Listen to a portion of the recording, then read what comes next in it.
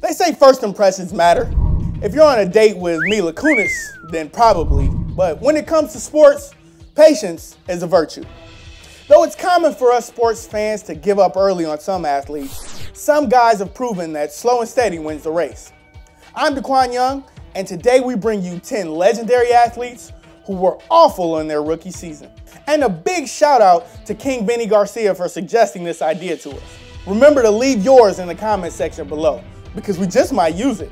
Number 10, Eli Manning. Love him or hate him, Eli Manning is a legend in our books. He's going to pass for well over 50,000 yards and could reach 400 career touchdowns when his career is done.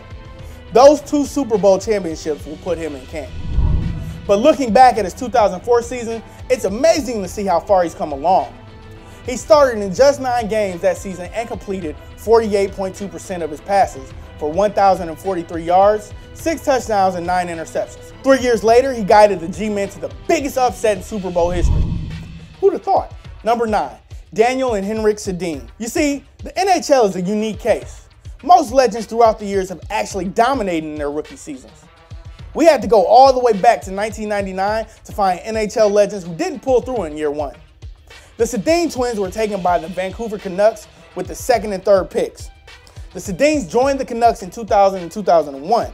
Henrik scored just 9 goals and 29 points that year, while Daniel scored 20 goals and 34 points. Well, now, both of them have a scoring title, and Henrik is first all-time in Canucks scoring. Daniel is second. Number 8, Greg Maddux.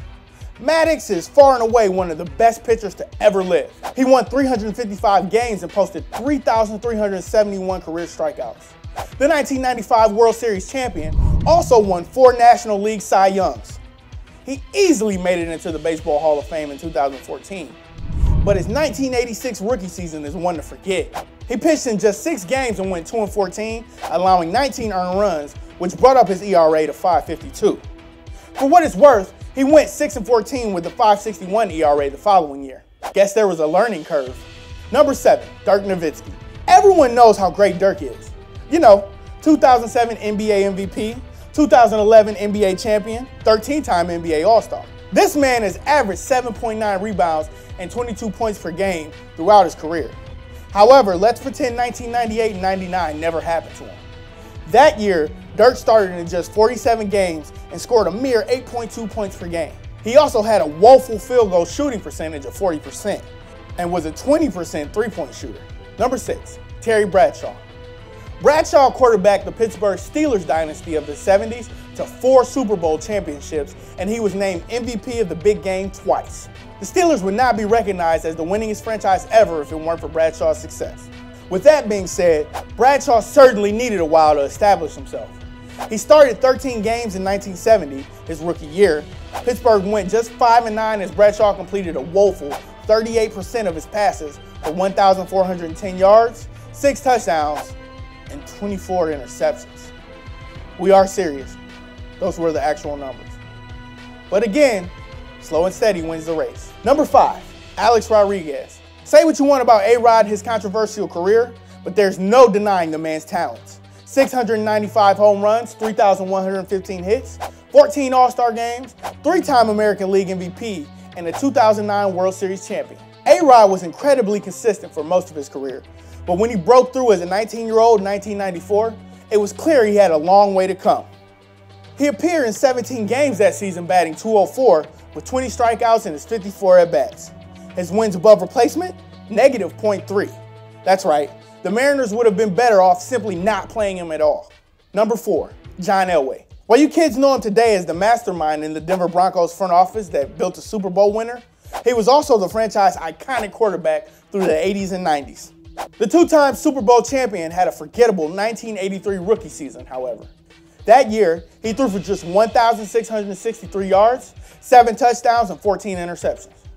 The Broncos got to the playoffs but were manhandled by the Seahawks in the opening round, 31-7. Number 3, John Stockton.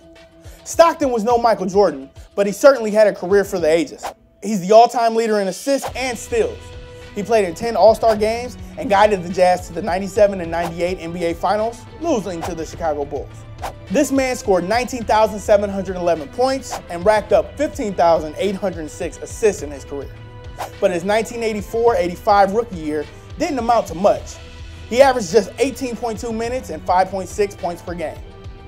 Number 2, Kobe Bryant. If there is an NBA player who was on or near Michael Jordan's level, it was the Laker legend. Bryant won 5 NBA championships and played in all 18 All-Star games. Okay, you get the idea. He was on another level. But Mr. Bryant had to overcome a tough 96-97 rookie year. He only played 15.5 minutes per game, averaging 7.6 points per game, and posting a field goal shooting percentage of just 41%. And then, yeah, he took off from there. Number 1, Peyton Manning. 2-time Super Bowl champion, a record 5 NFL MVPs, the all-time leader in passing yards and touchdowns. What else is there to say about the Sheriff? Well, the Indianapolis Colts made the risk of selecting him first overall in the 1998 draft while passing on Ryan Leaf. Everyone found out just a couple of years later it would be the right choice. But Manning's rookie season was anything but memorable. He threw 26 touchdowns and a horrible 28 interceptions. The Colts went 3-13. That's okay though, because they went 13-3 a year later. That made it easy to forget about Peyton's forgettable rookie season. What other legendary athletes can you think of that had awful rookie years? Join us in the comments below. If you like this video and learned a thing or two, clicking the like button helps us out a ton and we truly appreciate it. If this is your first time coming around to Total Pro Sports though, subscribing is a great idea because we put out videos like this every single day. But as always, thanks for watching and we'll see you guys next time.